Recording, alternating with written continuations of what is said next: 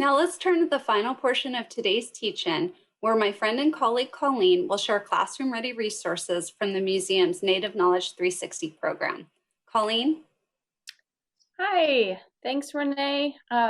Welcome everyone, and thanks for spending some time with us today as we look more at different ways to connect and think about Native foods, cultures, and connections to our environment. I am here, I'm part of the education team at the National Museum of the American Indian. I came to this work as a former teacher, and now I'm really grateful to get to work with such a great team, learn from the Native communities that we partner so closely with, and I've really enjoyed today's session so far. So I'm excited today to share some ways that you might think about bringing some of these ideas to your students. So for our last session today, we are going to look at first, our education initiative at the museum called Native Knowledge 360. I'm going to give you a brief introduction to that, the purpose of the initiative, what the work is about. And then from there, we'll transition to looking at some classroom-ready resources that reflect some of those key ideas that you heard from the keynote speaker into the panelists, but maybe thinking about how can you shift that for it to work in a classroom setting, or in situations where you're working with students on key content and understandings that you want them to have. And then finally, after we take a closer look at one lesson in particular that actually highlights some of the work that you heard about from Valerie Segrist, one of the panelists, we will spend a little bit of time at the end thinking about some creative ideas for implementation, and kind of end the day with sharing a few more resources from the museum and where you can find those. So we're excited, and thank you again for your time today. So the first thing I wanted to talk about is our education initiative, Native Knowledge 360. Native Knowledge 360 is the museum's effort to really transform teaching and learning about Native Americans. We're looking to change what and how is taught, what is taught about Native Americans, really support educators in their work to bring more complete stories, understandings of Native American, not only histories, but also contemporary lives and cultures today. This work has been in process for a long time. The initiative involves partnerships with Native communities, with state education offices, with educators like yourselves. And in terms of what it looks like, we have a digital arm of the initiative where you can find classroom resources and more support to even inform your practice as a teacher. But we also do teacher trainings. We have professional development institutes where we look really to share some of that understandings and knowledge from our staff, our partnerships with you as educators in the classroom, so that you can really feel supported and inspired to do the work of improving education about Native Americans. So thinking about this initiative, it got its formal start and launched in 2017. But prior to that, there was really a foundation that was laid. And it's important to talk about that a little bit right now, just so you can kind of think about setting a foundation for new understandings about Native Americans in your classrooms. So those foundations are known as our framework for essential understandings about American Indians. And this framework was developed in partnership with tribal communities, with other state education offices that have done similar kinds of work for tribes in their region. And what it is really a framework or a detailed outline of some critical understandings that we want every student to be able to know and understand about Native Americans, so that we can shift something that's often done in isolation, maybe in discrete months of the year, and maybe only in certain subjects, to something that much more represents the diversity of cultures, of people, of geography, all across different subject areas. And so that kind of aspirational look is what you can find in our framework for essential understandings. It's not a curriculum, but it is a tool. So as a teacher or an educator, you can use it kind of as a benchmark to think about, how is what I teach represented and looked at in these essential understandings? What's some language I can use, some big ideas I can take to really broaden and think more about Native Americans, not just in historical understandings, but their role, for example, today with the knowledge systems and the environment, and bringing things like food systems and food stories out into the open, understanding much more about the long history of that knowledge and how that cuts across not just history subjects, but into English language arts, into the sciences. So this tool is something that's available for you to look through, examine, and we'll look at that a little bit today. But it's a great starting point to think more about possibilities for teaching and learning about Native Americans. So within the essential understandings, because they're like the big ideas, right, about what we want students to know and understand. And they're based on the themes of the National Council for the Social Studies. So you'll see here, I pulled up, we have our Essential Understanding 3, which is about people, places, and environments. And it says for thousands of years, Indigenous people have studied, managed, honored, and thrived in their homelands.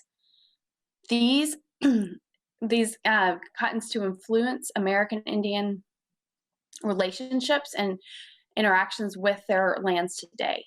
So this kind of guiding statement is what we want to help students get to as they think about relationships with the environment and how that is related also to the long history of Native American Indians in the United States and beyond today. You'll notice underneath the EU, there is 5 different kind of big concepts that are recognized there. And that just helps to further inform what that essential understanding is about.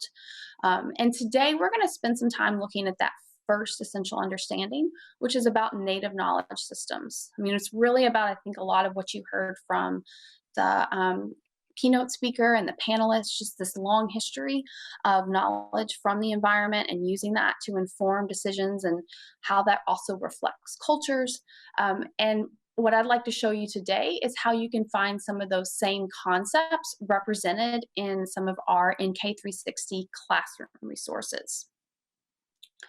So if we look at that key concept 1 on Native knowledge systems, so this, means knowing a place incredibly well and observing and learning from that, seeing those interconnectedness of peoples and animals and the environment, and that those relationships really help to inform and guide smart, thoughtful interactions with the environment, and the understanding that human beings are part of the environment.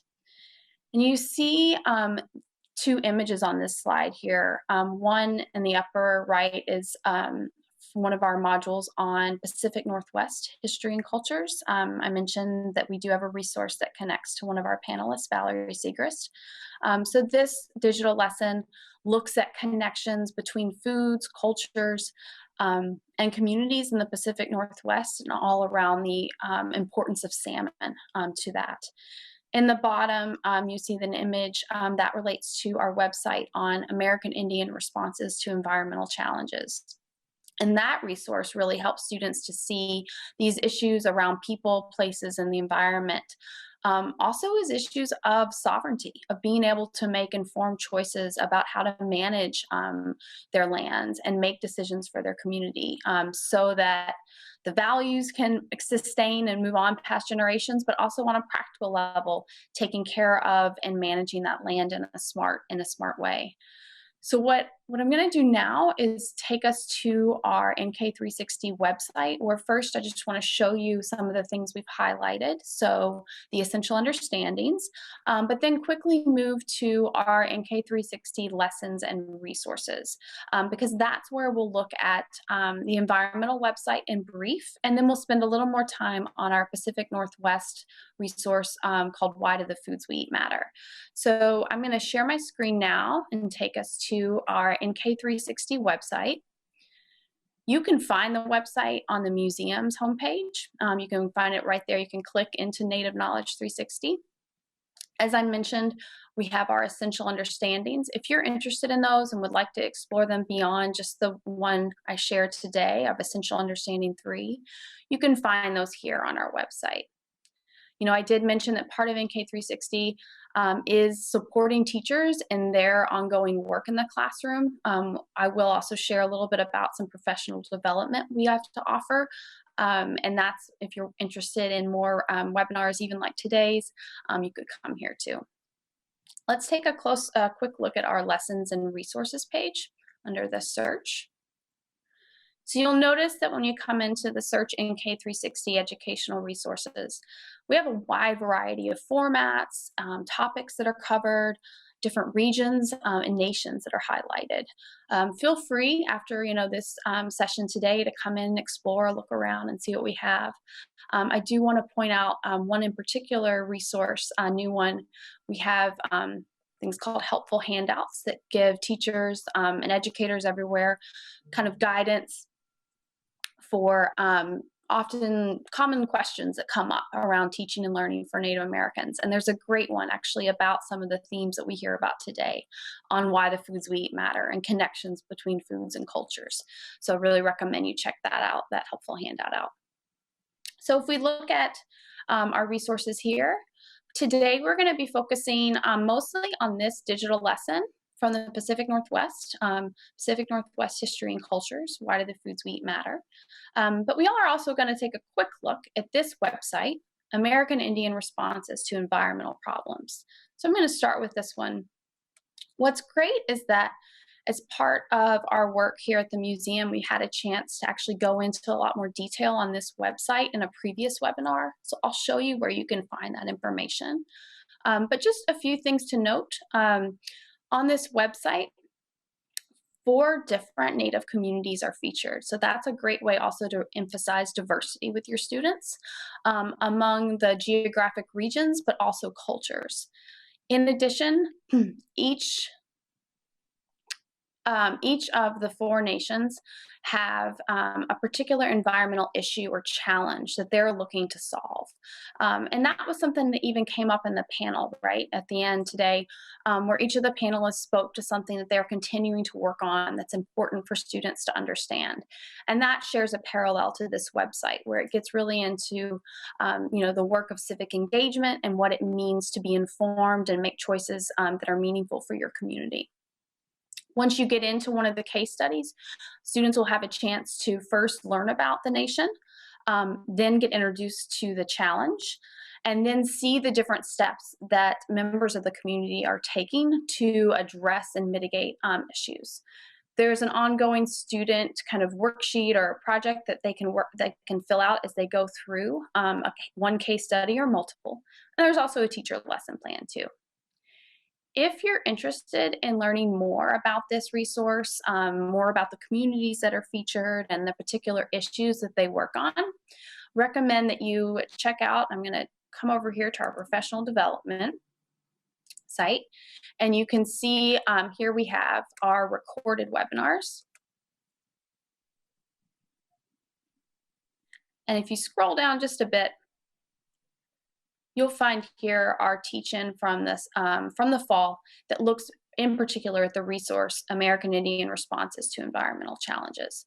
So I really recommend, if that's something that you're curious about, that you think could be a nice fit for your teaching needs and your students' interests, to come back to this spot here and take a listen. It's about a 40-minute introduction to the site.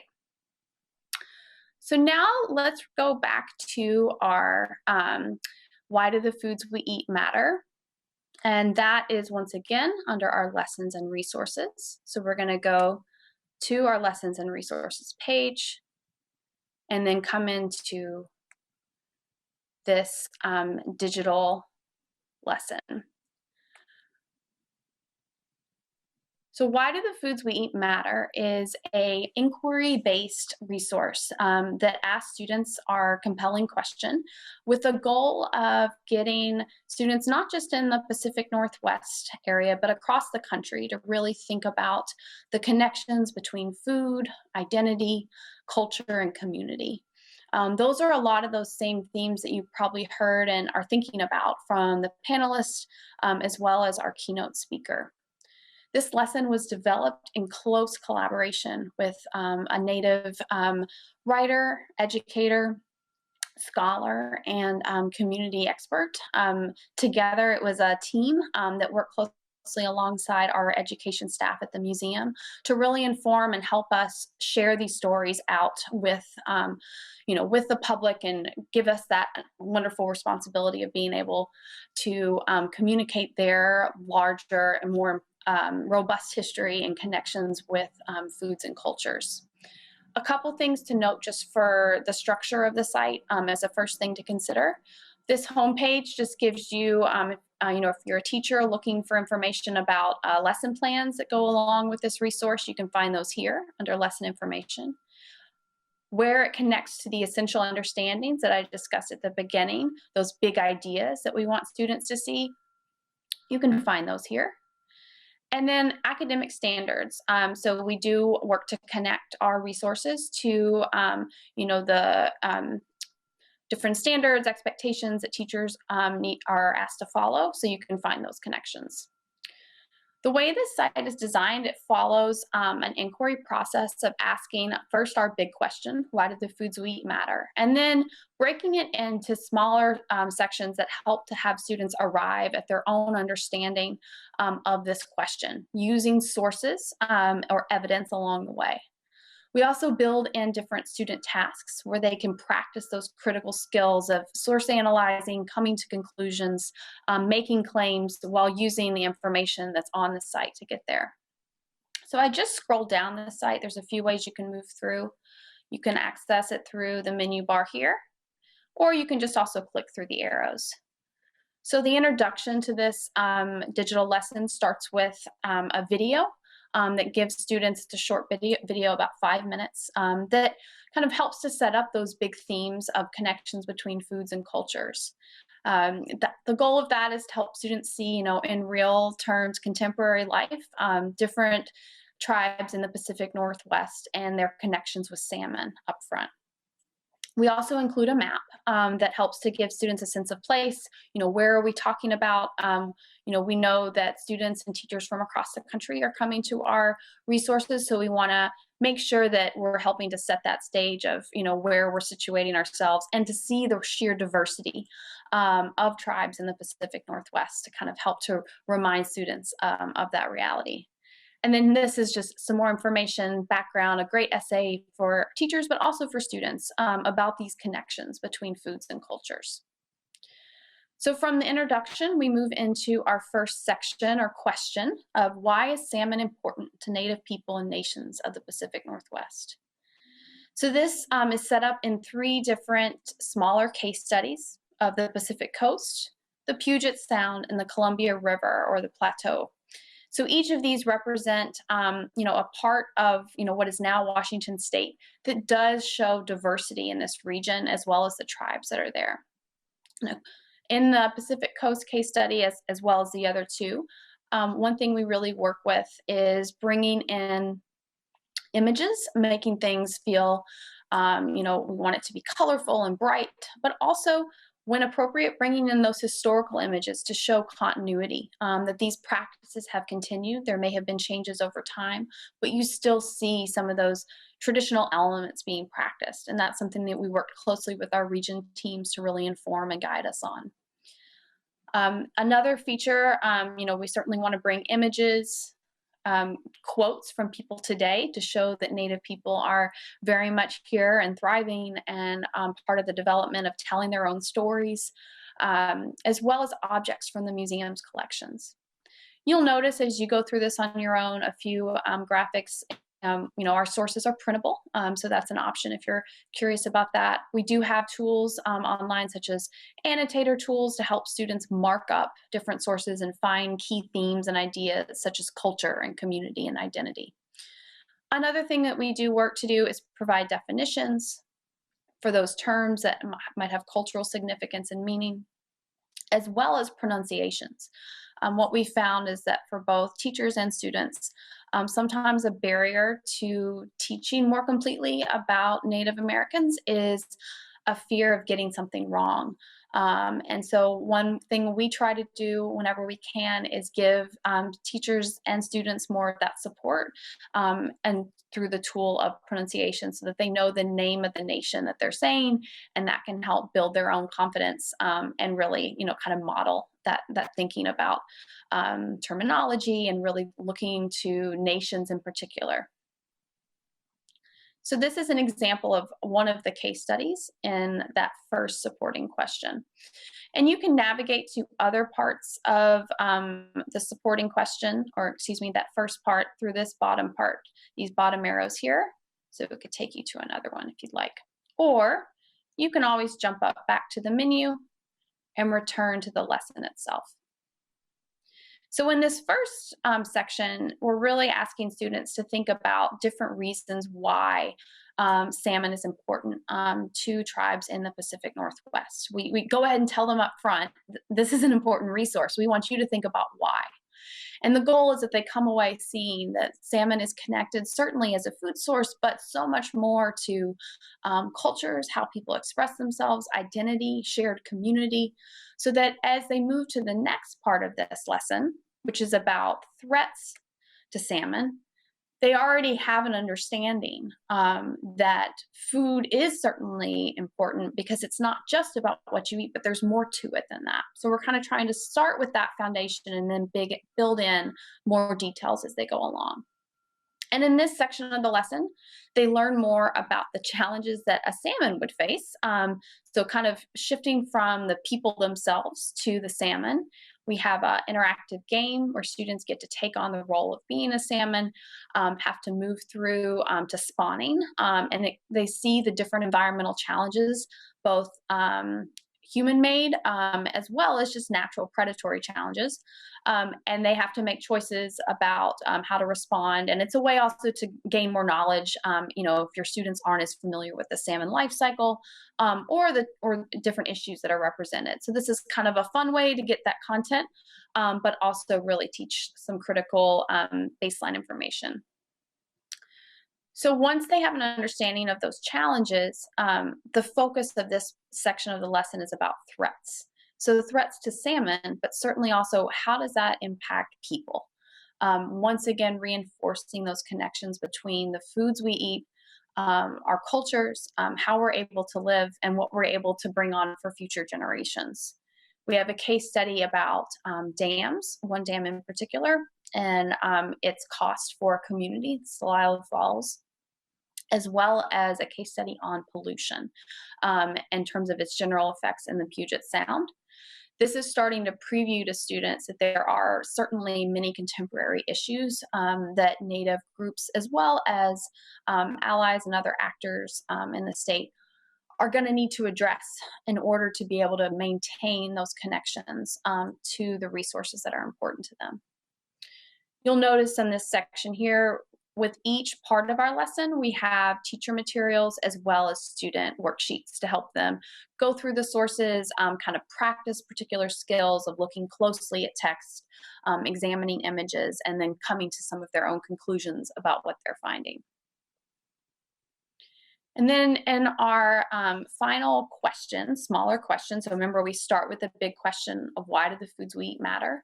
And then we move them through that with smaller, more discrete questions that help to unpack that. So first they thought about why is salmon important to Native nations.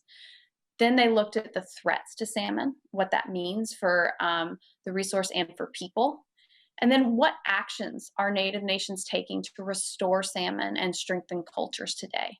So this, once again, we're reinforcing contemporary. We want students to see Native people as in the present, and that they are actors in their communities making important choices and decisions that impact not just their immediate community, but even those surrounding.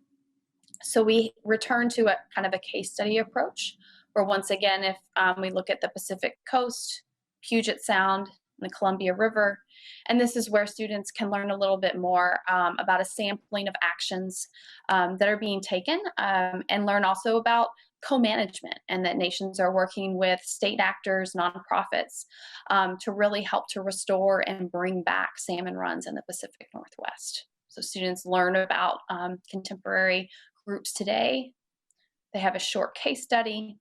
You'll notice once again our pronunciations, the vocabulary, brief quotes that really pull out those big ideas, and discussion questions to help them kind of make sense of that thinking. I'm just going to go back to my other tab here, but you could also exit through the case study. And finally, this question ends with a really nice video that highlights how youth today are part of this effort to strengthen cultures through looking at this, the events of the canoe journey. And we had the privilege to follow actually one of Valerie's close communities. The Muckleshoot Indian tribe has a canoe family, and we were able to see some of those events and landings throughout canoe journey and hear from young people themselves about how that helps them find more connections with place and with their community. This is a great video that I would really recommend you sharing. It's a wonderful way to kind of really think about community and identity, but through young people's eyes themselves. And then finally, students have an opportunity to review some of those key ideas that they learned about of why salmon is important, what threats there are to it today, as well as what people are doing to take action. And then we conclude with a contemporary case study that actually features Valerie and her work with the Muckleshoot Food Sovereignty Project. This is something where students have a chance to learn more about food sovereignty, the inherent right of tribes to choose and decide what they will eat and how that impacts their health. As well as the challenges that Valerie and other folks who are involved in similar initiatives have faced.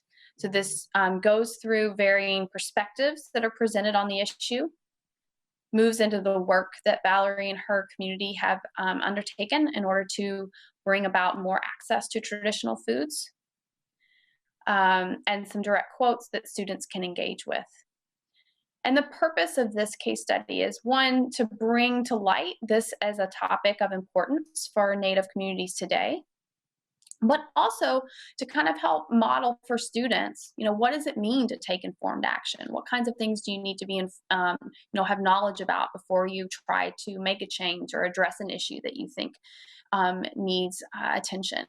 So by doing that, we're featuring those Native nations that are doing this daily work, but also providing a model for students so that they might find an issue in their local community that they would like to explore with more detail. And some of the support for teachers and students to practice those skills are here on our teacher and student instructions. So these case studies and smaller questions are all part of this Why Do the Foods We Eat Matter digital lesson.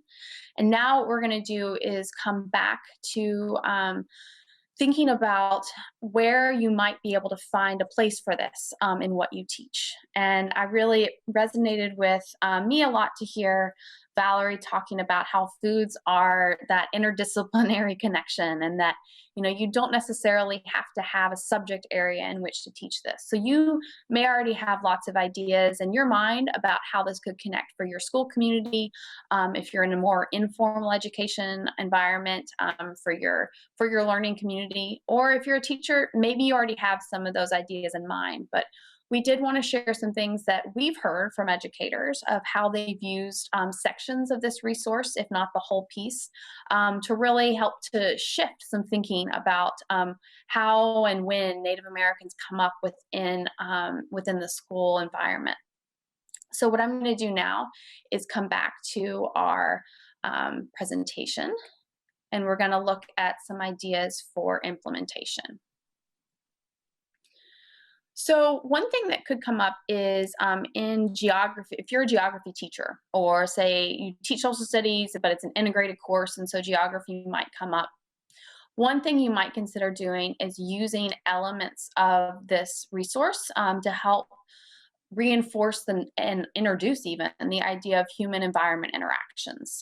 Oftentimes This might be done as one small part of, a case study on geography or looking at that human geography component. So why not use elements of this resource that features Native voices and perspectives to help students see some of those connections? Another idea for where you could implement this would be in an environmental science class, or if we use some language, we heard today of resource management or thoughtful integration with the environment. This has some excellent case studies and small looks at, the issue of salmon restoration in the Pacific Northwest. It's not a fully resolved, it's a continued challenge that Native groups and their allies, continue to work on. And this has some wonderful looks into why that's important. Some of the knowledge that students would need to have could even come from something like that Salmon Challenges game. So you might take a look in particular at the that question about threats to salmon and threats to people as a way to think about how to bring forth this lesson with more of an environmental theme or a kind of a science angle. Another option could be through civics. This Muckleshoot Food Sovereignty Project that I showed you at the conclusion of the site is a great way for students to think more about what informed action looks like. What's an issue of importance in their community? It could be around foods or it doesn't have to be, but by showing that as an example, they're getting a preview into this issue, learning a little bit about it, but from the voices of Native people themselves. And then they might follow some of the processes that people use to identify an issue, learn about opposing perspectives, and then really have a plan for how to address it. So this is a great way to build in some of that civic thinking and those connections that are important for kids across, middle, high school, and even younger grades to consider. And speaking of younger grades, I think one great opportunity for younger students in the elementary grades is to bring in the ideas of cultures, community, and even identity. Those things often come up as concepts to start thinking about, certainly in the social studies in the elementary grades. And, why not use some of the images, objects from the collection, quotes, short videos that really speak to some of those terms of culture, of community, but through this lens of the Pacific Northwest and ties to elements of their community and culture. And another resource or another way that you could also tie this in would be through skills. Right. So something we do hear a lot at the National Museum of the American Indian is that sometimes it's tough to fit in content if it's not laid out specifically in the standards or in what a teacher is called to show. So what we encourage is use the materials here as a way for students to practice skills that they need, such as problem solving, critical thinking, coming up with evidence-based arguments. So they can still apply those skills. They may just be doing it through some different content. So you might check out some of the tools that are online, especially I think our resource annotator that helps students mark up a source and look for key themes. Some of the particular student worksheets build on ideas for how to construct a claim and back that up with evidence.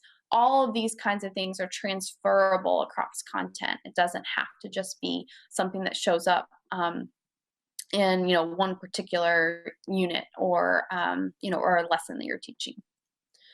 So those are a few ideas for how you might take this particular lesson of why do the foods we eat matter and make it work for your classroom.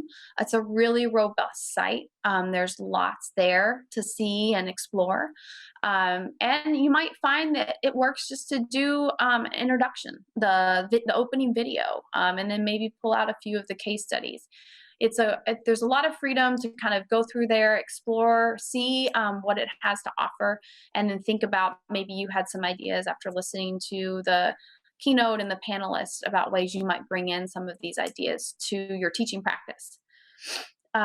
So to conclude with our session or this last session today, I do just want to encourage you to check out our website, NK360. You can go to the museum's webpage, americanindian.si.edu.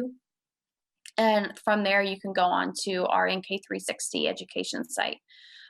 Please continue to look for new resources that will be coming out. And as I mentioned, our helpful handouts are excellent way to kind of have some grounding on commonly asked questions, maybe think about some ways that you can take some small steps to bringing more complete stories, understandings about Native Americans, and certainly relationship with the environment and culture, but even across other areas too. So I want to really thank you for your time today and for having interest in this. We're excited to have more folks come look at our materials, and we always welcome feedback about ways that we can support you in the work that you do. So I'm going to hand this back over to Renee, who's going to close us out for the day. And I hope you all have a wonderful rest of your weekend. Thanks so much. Colleen, thank you for sharing with teachers and bringing your experience and skills and ideas to this afternoon. I really appreciate it. We hope, everyone, that today was not only useful to you, but also meaningful, and we really do value your feedback. You can also learn more about the National Museum of the American Indians Native Knowledge 360 initiative. This initiative provides educators and students with new perspectives on Native American history and culture. On this website, as Colleen showed you, you can find online classroom lessons. There are guided student programs, virtual tours, and other teacher training opportunities like this one, as well as recorded past webinars. I'd like to give a sincere and hearty thank you to the Native American Agriculture Fund, who made this program possible. Thank you all for joining us.